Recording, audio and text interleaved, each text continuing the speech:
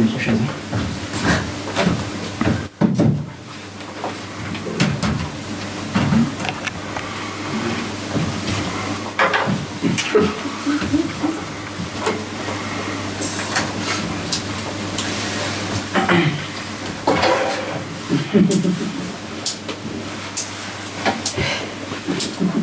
Bien, bonjour à tous. Comme vous savez, nous sommes là pour la réunion finale sur notre nouveau produit, le BV41H, plus communément appelé le Rounder Cleaner Pro Plus, notre nouveau produit qui va révolutionner le monde du désherbant. Bon, par contre, c'est confidentiel. Du coup, si tu peux arrêter ce bruit avec ce stylo, s'il te plaît, ça m'insupporte. Merci. Oui, du coup, je disais, c'est confidentiel. À tout écart, tu poses ce stylo, merci. Pose-le, merci. J'ai perdu le fil maintenant, merci beaucoup. Ah oui, donc je disais, c'est confidentiel, donc à tout écart. Résultat d'un licenciement immondial à Monsanto. Bon, maintenant que les formalités sont faites, on va appeler un petit peu l'objectif final sur ce produit qui est évidemment de gagner un maximum de thunes. Voilà la thune, T-H-U-N-E-S. Voilà le fric en fait. Ah. Bon, maintenant on va faire un petit tour de table pour que chacun puisse s'exprimer. Je pense qu'on va commencer par Kevin, qui sera nous énoncer quant à la nocivité potentielle de notre produit. Vas-y Kevin, c'est quand tu veux. Tu veux pas le faire? T'as le trac? Bah fallait pas postuler à Monsanto. Pourquoi c'est toujours moi qui me tape les arriérés de l'entreprise? Allez, j'ai rien. Alors, quant à l'incorporation du produit dans la faune sauvage, j'ai pu observer que les poissons s'est tortillé dans tous les sens, puis remonter à la surface en une dizaine de secondes, tout en pissant le sang.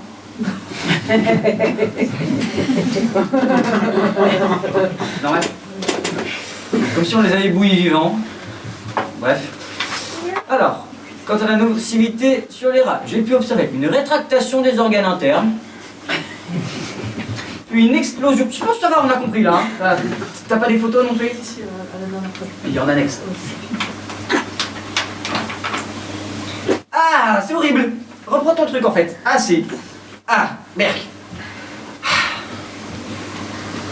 Bon, je ne vois pas pourquoi un produit qui serait nocif chez les poissons et les rats serait nocif chez l'homme, Du coup, je pense qu'on peut marquer n'apparaît pas toxique et cancérigène, C'est bon? Parfait. Allez, on va marquer ça. Oui, on a tout à fait le droit de marquer ça. Alors, ça va être au tour de Jérôme maintenant. Là? Je suis dentiste. Ah, il est chez le dentiste. Ah, c'est quand même la 3e fois cette semaine, Ah, faudrait qu'il arrête de se foutre de ma gueule un peu, Non, mais il va m'entendre, Bon, après, c'est pas comme s'il était juste... Il était juste chargé de vérification des règles en termes de notre produit. On a juste un petit peu embrouillé les agents. Ça passera comme dans du beurre, Allez, voilà. Bon, alors, ça va être au tour de... Ah, bah tiens, Michel. Voilà. Allez, vas-y, on t'écoute. Non, allez, si tu vas parler, c'est pas comme si tu étais payé 10 fois le SMIC pour t'occuper du marketing. Non, je vais rien. Allez, t'écoute.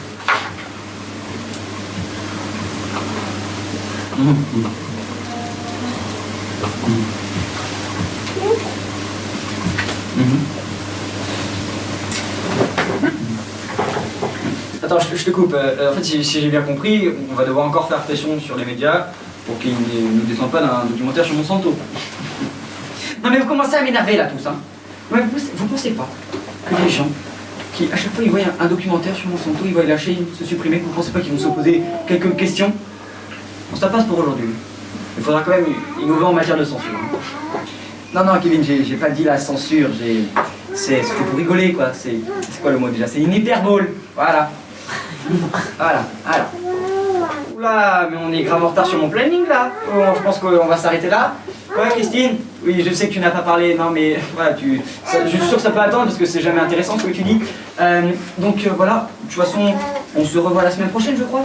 Voilà, donc tu pourras peaufiner ton texte. Très bien. Donc je déclare cette réunion officiellement terminée et que chacun retourne à ses occupations sans précipitation.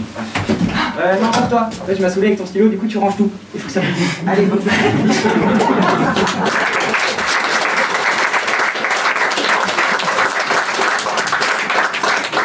Bonjour à tous, je me prénomme Bernard, je m'appelle APC, je suis publicitaire et je pollue l'univers. Je suis le type de personne qui vous vend de la merde. qui font révéler des choses que vous n'avez jamais en fait. Comme un ciel toujours bleu, des nanas jamais moches, des photos retouchées pour Photoshop, du Photoshop. L'avantage de cette méthode, c'est qu'elle ne reste jamais là, puisqu'il y en a toujours une nouvelle pour faire meilleure la précédente. Dans ma position, personne ne vous souhaite heureux de votre bonheur. Parce que les gens heureux, eux, ne consomment pas. Sauf non. Parce que les gens heureux ne consomment pas. Quand vous avez besoin d'un produit, vous l'avez. Non, vous l'achetez, vous l'avez, mais vous en faites une note. C'est du cash-flow. Et ça de lui, c'est je dépends dont je suis. Et pour créer ces besoins, il me faut des évolutions. Et ma cible, c'est vous.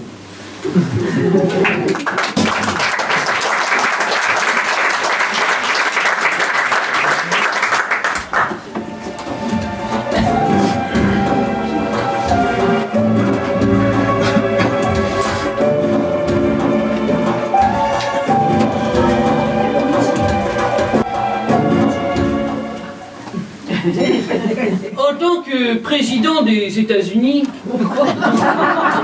moi, Donald Trump, j'étais obligé de faire un discours sur la société de consommation. Car, eh bien, c'est simple, avec moi, j'adore consommer. Et puis après tout, on est des Américains. Donc oui, j'adore consommer. Et c'est pour ça que je recommande la société de consommation à tous. Je vais prendre des petits exemples totalement hasardeux. Par exemple, vous pourriez aller à l'hôtel Trump de Las Vegas. Vous savez, c'est un hôtel en forme d'espèce d'énorme lingot d'or grandiose avec un petit terrain de golf en face et une petite piscine. C'est vraiment très appréciable. Ouais. Donc, exactement, c'est le mot que je cherchais.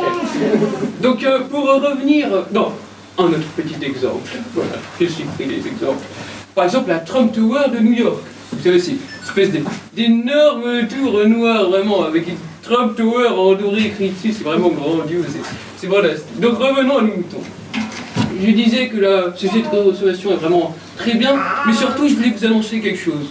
Je réduis les impôts pour tous ceux qui m'aident à construire le mur entre les États-Unis et le Mexique. Regardez, bien sûr, les Mexicains, vous savez, les fameux Mexicains. Donc, à part ces personnes, je double les impôts de tout le monde. Et petite info de la dernière minute, voilà, qu'on vous a gardé au chaud, moi et Mélania, on vous souhaite de très mauvaises années. Ça me fait plaisir. Une bonne année. C'est une petite boutade, voilà, petit lapsus. Enfin bref, donc je le disais. Et enfin, dernière petite annonce, nous déclarons la guerre aux Coréens. Au Nord-Coréen, car il y a plusieurs Corées. Oui, celle du Nord et celle du Bas. Donc j'ai terminé j'ai terminé ce petit discours. J'espère que vous avez apprécié. Je vais m'en aller en ce moment. Au revoir.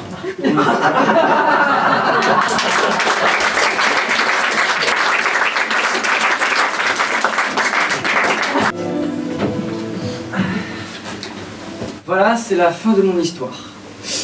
Je vais vous récapituler quelque chose et aussi vous expliquer quelques trucs. Le père et Sandra ont quitté la maison de leur ex-future femme. Est-ce que la belle-mère et ses trois horribles enfants peuvent en fait? 1, 2, 3, c'est ça un enfant. Plus. Voilà. Depuis, dans la maison, il s'est passé quelque chose d'un peu étrange. Et il n'y a plus aucun oiseau qui s'écrase contre les vitres. Et pourtant, il y a encore le bruit de l'impact des oiseaux contre les vitres. Et ça a duré pendant un certain temps. Est-ce que la fée peut entrer, s'il vous plaît? La fée et Cendrillon sont restées de très bonnes copines. Et puis, elle lui a demandé si elle voulait bien réécouter ce que sa mère lui avait vraiment dit lors de sa mort. La fée n'avait pas vraiment de pouvoir, mais elle s'est aidée avec deux autres copains. Et voici ce que sa mère lui a vraiment dit. Ma chérie, je vais mourir. Si tu es triste, pense à moi. Mais n'oublie jamais, si tu penses à moi, fais-le avec le sourire. Pas du tout une histoire de montre de toutes les 5 minutes, non, ça c'est juste le fruit de son imagination. Est-ce que le roi et le prince peuvent entrer, s'il vous plaît? Le prince et Cendrillon ont continué à s'envoyer des lettres jusqu'à la fin de leur vie. C'est vrai qu'il y avait quand même des trucs de fort entre eux. Et puis, ah oui, j'allais oublier. Le père a rencontré une femme un peu plus sympa. Et j'ai aussi arrêté de fumer.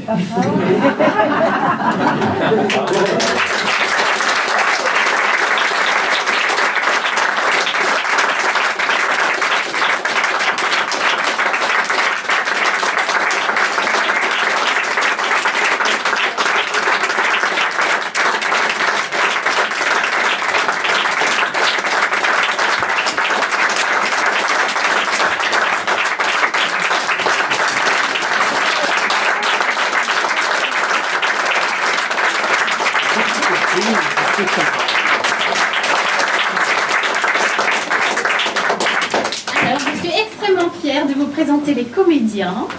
Donc, je vais commencer avec Cendrillon 2, notre merveilleuse Alice.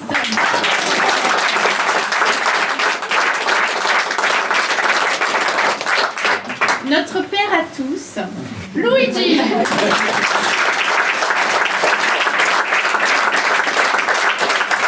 Deux extraordinaires petits frères, Antonin et Martin.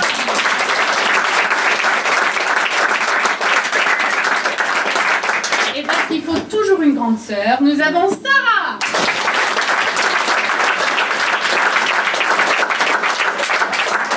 La belle-mère qu'on aimerait tous avoir. Je sais pas. Joséphine.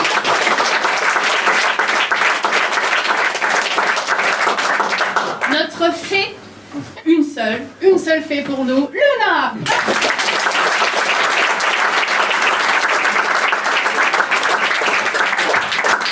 Et puis, parce qu'on a eu Cendrillon au début, mais après on a eu marre. C'est bon, je lâche le rôle, etc.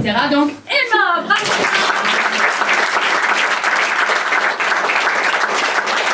Le jeune prince. Notre jeune prince. Omar.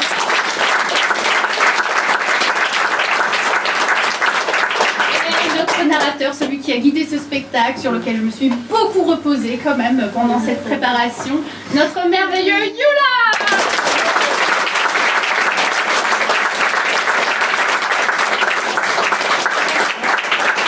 Plaisir, comme toujours, de travailler avec ces jeunes gens. J'espère que vous avez éprouvé du plaisir en les voyant comme ça, voilà, travailler. C'était vraiment extraordinaire de répéter avec eux tous les samedis. Donc voilà, je suis très très fière d'eux. Donc vous allez pouvoir les embrasser, mais tout à l'heure, parce qu'ils vont retourner en coulisses.